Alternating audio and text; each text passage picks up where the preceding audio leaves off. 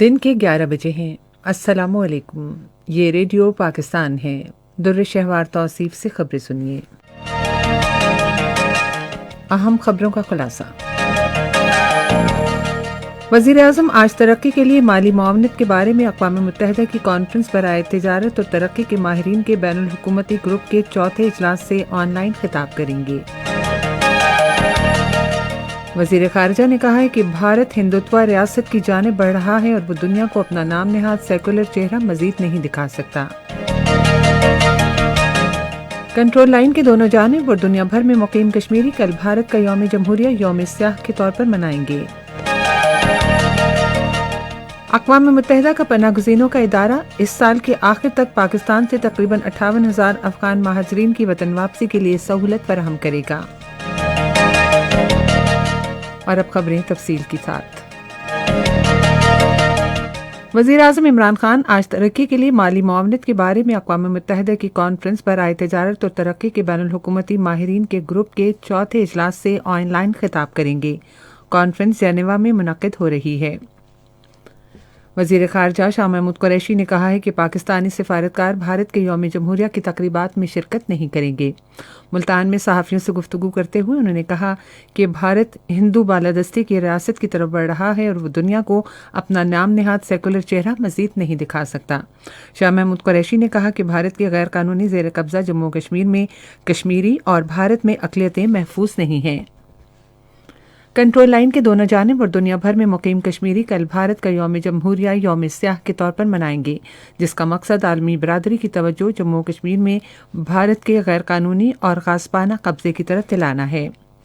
یہ دن منانے کا مقصد غیر قانونی زیر قبضہ جموں کشمیر میں قابض بھارتی افواج کی طرف سے وسیع پیمانے پر انسانی حقوق کی خلاف ورزیوں، بے گناہ کشمیریوں کی زیر حراست ہلاکتوں اور مسلسل مظالم کی طرف دنیا کی توجہ دلانا بھی ہے۔ بھارت کے غیر قانونی زیر قبضہ جموں کشمیر میں کل جماعتی حریت کانفرنس نے عوام پر زور دیا ہے کہ وہ کل بھارت کے غیر قانونی تسلط اور ریاستی دہشت گردی کے خلاف احتجاجاً مکمل ہڑتال کریں۔ آزاد جموں کشمیر کے تمام 10 اضلاع میں بھارتی یوم جمہوریہ کو یوم سیاہ کے طور پر منانے کے لیے احتجاجی ریلیاں نکالی جائیں گی اور مظاہرے کیے جائیں گے۔ پاکستان نے عالمی برادری خاص طور پر اقوام متحدہ پر زور دیا ہے کہ وہ کشمیری بچوں کی حالت زار پر توجہ دینے کے لیے اس دن کو بھارت نے تعلیم کے بنیادی حقوق سے محروم رکھا ہوا ہے۔ دفتر خارجہ کے ترجمان زاہد حفیظ چودھری نے ایک بیان میں کہا کہ بھارت کے غیر قانونی زیر قبضہ جموں کشمیر اور بھارت کے غیر انسانی فوجی محاصرے اور پابندیوں کے نتیجے میں بچے تعلیم کے بنیادی حق سے مسلسل محروم ہیں۔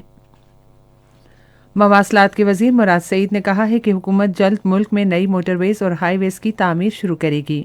اسلام آباد میں ایک تقریب سے خطاب کرتے ہوئے انہوں نے کہا کہ دیر سوات، ڈی آئی خان، پشاور اور حیدرآباد سکھر موٹر ویز پر اس سال اپریل میں کام شروع کیا جائے گا۔ وفاقی وزیر نے کہا کہ سیالکوٹ کھاریاں اور کھاریاں راولپنڈی کے اہم منصوبے پر کام کا آغاز رواں مالی سال جون سے پہلے ہوگا۔ انہوں نے کہا کہ بلکسر، میاں والی اور مظفر گڑھ ڈی جی خان سڑکوں پر بھی کام شروع کیا جائے گا۔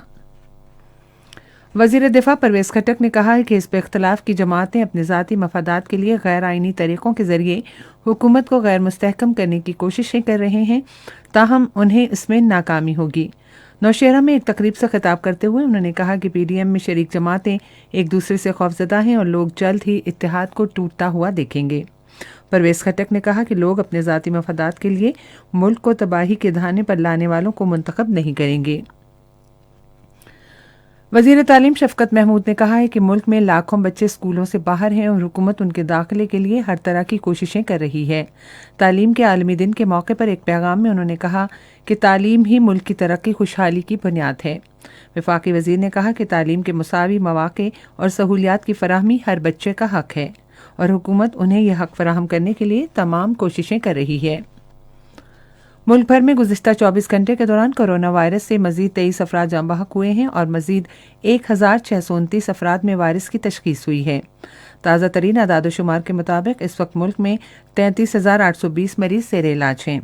اب تک وائرس سے متاثرہ 4,88,903 افراد صحتیاب ہوئے ہیں۔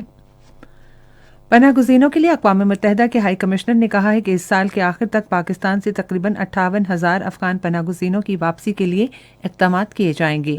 پناہ گزینوں کے لیے اقوام متحدہ کے ہائی کمشنر کی ایک دستاویزات کے مطابق اقوام متحدہ کے ادارے نے رواں سال کے دوران افغان پناہ گزینوں کی بہتری کے لیے تعلیم اور صحت سمیت دیگر شعبوں میں مختلف اقدامات کی منصوبہ بندی کی ہے۔ اور اسی کے ساتھ اب تک کی خبریں ختم ہوئیں۔ مزید خبروں اور تجزیوں کے لیے ہماری ویب سائٹ ہے ریڈیو